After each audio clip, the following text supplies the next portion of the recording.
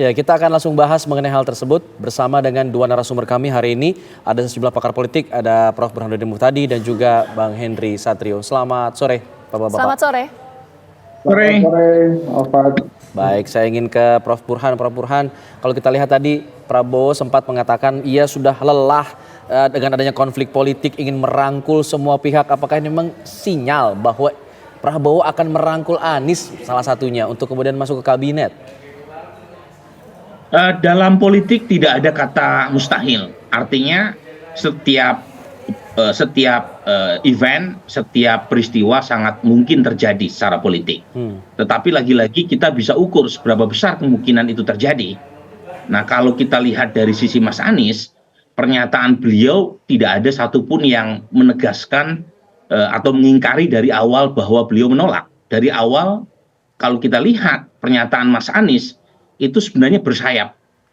Beliau berkali-kali mengatakan bahwa proses yang sekarang sedang dijalankan adalah proses konstitusional dari MK.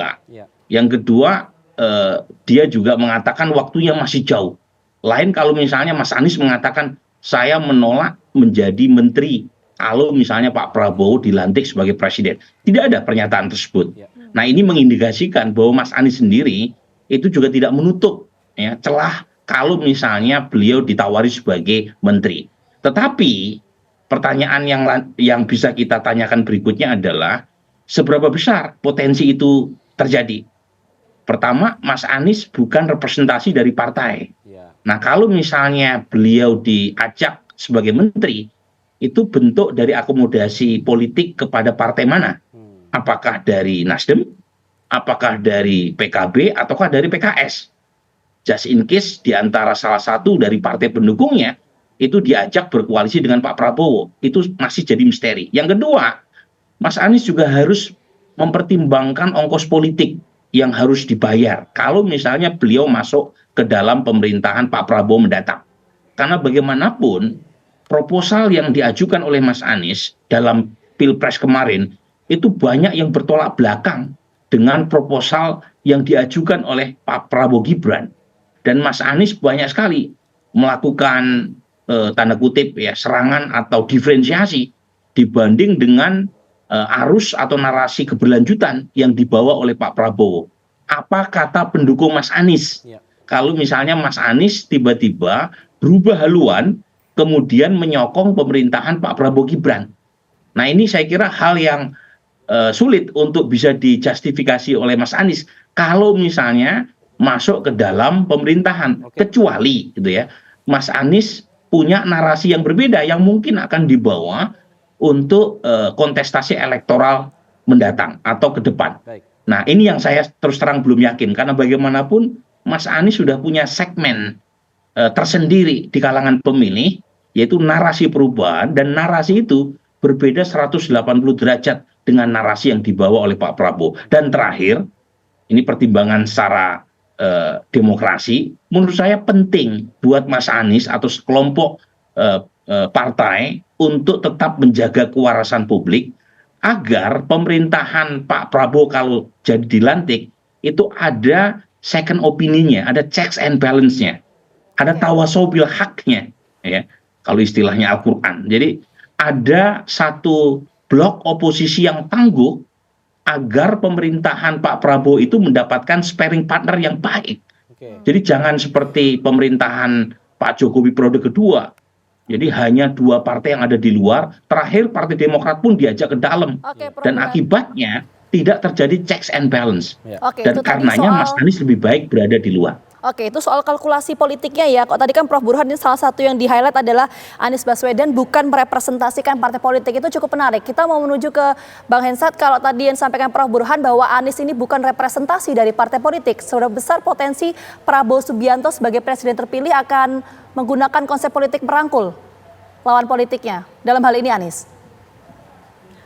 Ya, bisa saja walaupun Anies tidak representasi partai politik, tapi dia mewakili 24%-an rakyat Indonesia tuh. Jadi kalau konsepnya Pak Prabowo mau merangkul, ya sekalian dirangkul para capres-capresnya gitu kan, supaya bisa all out. Tapi saya tidak bisa membayangkan sih kalau kemudian semuanya berada di dalam satu gerbong yang sama, satu gedung yang sama. Kemudian demokrasi yang terjadi adalah demokrasi paduan suara gitu, karena semuanya menyanyikan lagu yang sama gitu.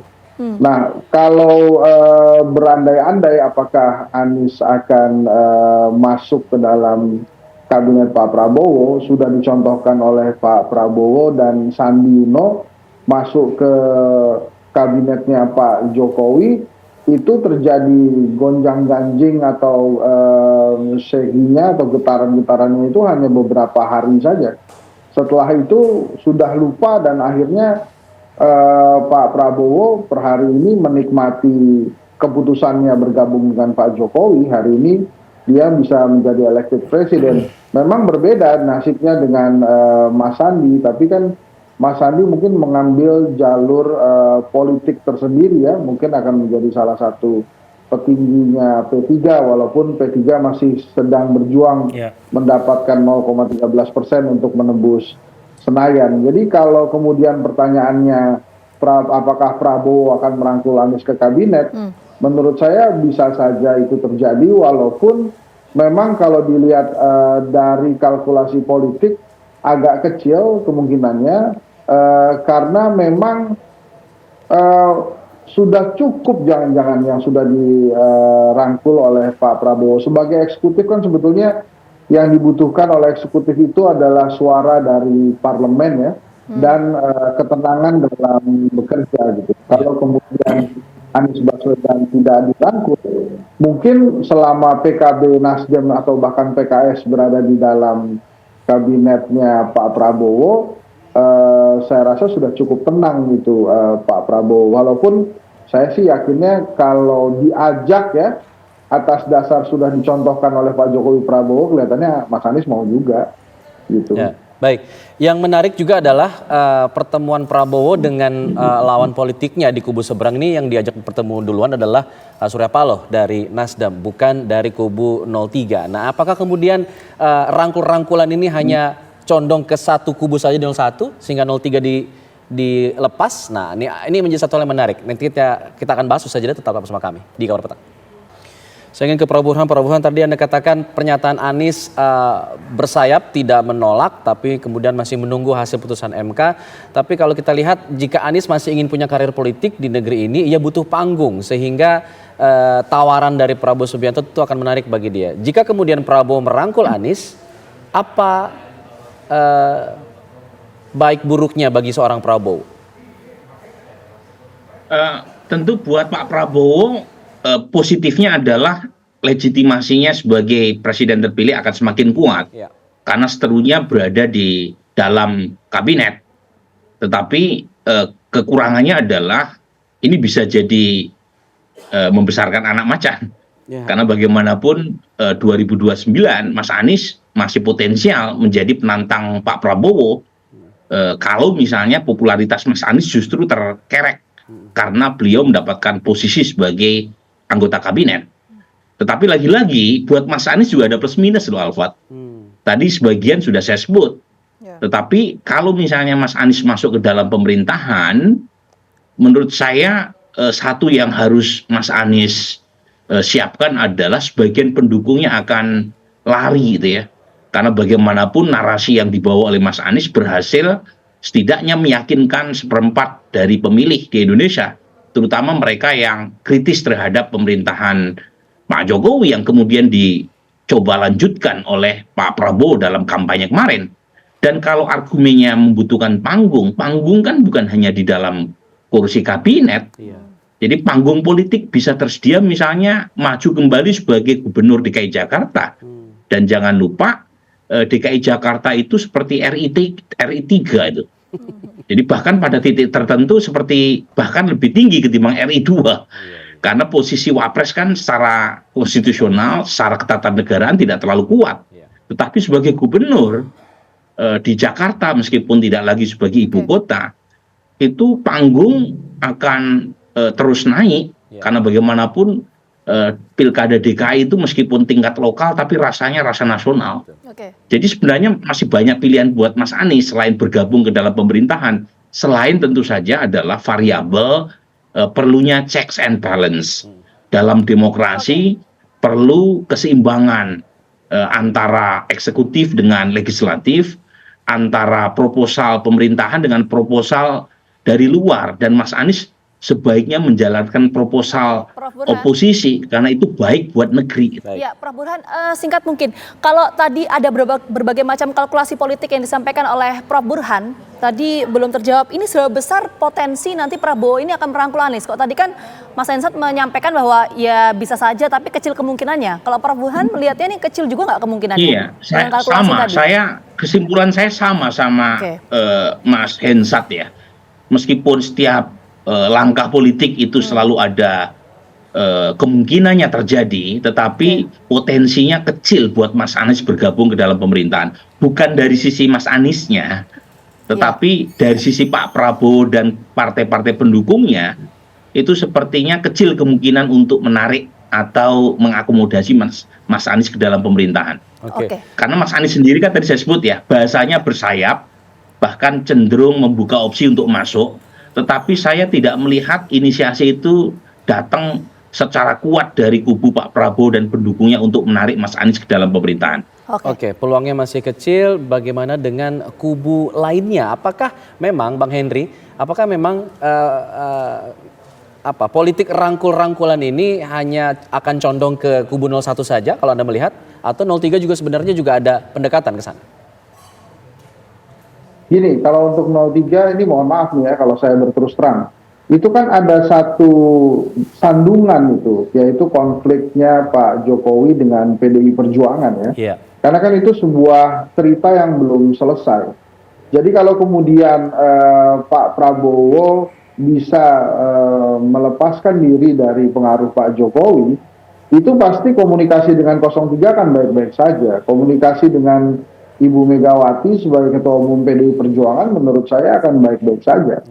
Dan bila itu terjadi, maka koalisinya Prabowo akan kuat bila disokong oleh seorang Megawati Soekarno Putri dan PDI Perjuangan yang memang berada di garis nasionalis yang ideologis gitu. Nah, kalau kemudian tidak berhasil melepaskan diri, maka angan-angan saja 03 akan bergabung dengan Pak Prabowo. Saya bicara tentang PDI Perjuangan, saya tidak bicara dengan P3, tentang P3 ya. Jadi kalau itu bisa terjadi, maka salah satu syaratnya adalah memang tidak ada Jokowi di lingkaran itu. Ini mohon maaf kalau saya berterus terang. Maka sampai hari ini pun saya justru melihatnya bagi pendukung Ganjar, bagi pendukungnya Mas Anies, mungkin tidak masalah gitu dengan Prabowo. Tapi tidak dengan wakilnya, harus ada cerita yang diselesaikan dulu. Iya. Jadi kalau kemudian bicaranya 03, ini akan lebih rumit daripada mengajak 01 untuk bergabung dengan koalisi. Secara partai politik, Nasdem, PKB, bahkan PKS menurut saya tidak akan masalah bila diajak ke dalam koalisinya. Tapi kalau untuk para capres ya, baik itu Mas Ganjar maupun Mas Anies, kalau sudah nyapres sih sebaiknya ya kalau Mas Ganjar tidak bisa nyagup, maka salah satu kesempatannya ya jadi menteri gitu ya. Tapi kalau Mas Anies selain jadi menteri juga bisa jadi calon gubernur. Nah, itu dia. Tapi kalau sudah di level presiden, menurut saya kayak cari kerja gitu. Mempertimbangkan posisi-posisi lain. Oke, Mas Ya Hensat. walaupun sudah pernah dicontohkan oleh Pak Prabowo, tapi menurut saya akan sangat baik kalau Anies dan Ganjar punya pilihan lain. Oke, Mas Hensat, kita yang mendalami sebelum kita ke koalisi yang lain ya. Kalau tadi kan Mas Hensat menyampaikan bahwa kecil kemungkinannya Prabowo ini akan merangkul Anies Baswedan. Jadi langkah politik yang akan ditempuh oleh Anies ini apa? Apakah memang seperti tadi Prof. Burhan sampaikan ya akan kembali maju di Pilgub DKI, tidak akan masuk ke kabinet atau seperti apa, Mas Hensat? Kalau menurut saya nyagup DKI juga bukan opsi bagus untuk Anies Baswedan ya. Menurut saya hal terbaik untuk seorang Anies adalah menjaga dan membina konstituennya yang 24% di Gerakan Perubahan. Ini Gerakan Perubahan ini kan memang sudah selesai secara elektoral ya. Tapi kalau gerakan non elektoral untuk Gerakan Perubahan ini masih bisa dia jaga.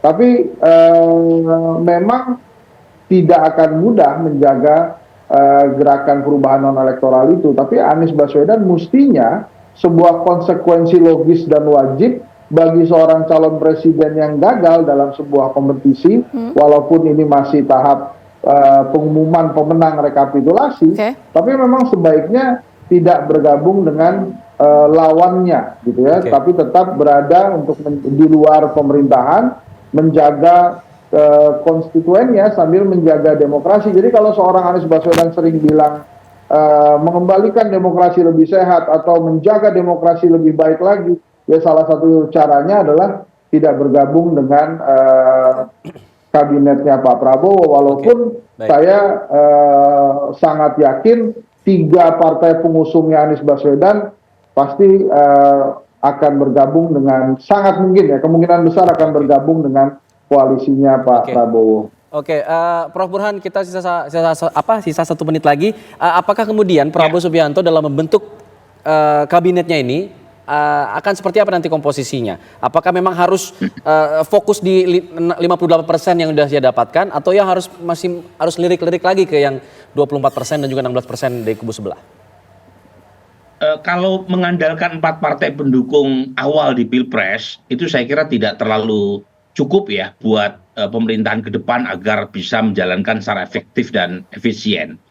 Karena kekuatan sekarang kan antara 49 sampai 50%, artinya terlalu tipis. Jadi yang sehat itu kurang lebih sekitar 60% pemerintahan yang ditopang oleh kekuatan politik di parlemen. Tetapi juga jangan terlalu besar. Kalau terlalu besar sampai 82%, itu akan menimbulkan koalisi yang sulit untuk bergerak secara lincah karena kebanyakan lemak jahat kan, kebanyakan kolesterol. Gitu. Jadi perlu keberimbangan. Satu sisi pemerintahan juga jangan terlalu lemah, tapi juga jangan terlalu kuat sehingga menegasikan alternatif kebijakan yang sehat di parlemen. Jadi dugaan saya gitu ya, minimal ada 2 partai mitra koalisi baru yang ditarik ke dalam pemerintahan Pak Prabowo. Baik Prof Burhan, Mas Hensat, terima kasih banyak. Nanti kita sama-sama tunggu ya bagaimana kemudian formasi koalisi di kabinet dan juga komposisi partai politik di parlemen. Terima kasih banyak atas waktunya Bang Hensat dan juga Prof Burhan. Sehat selalu. Terima kasih.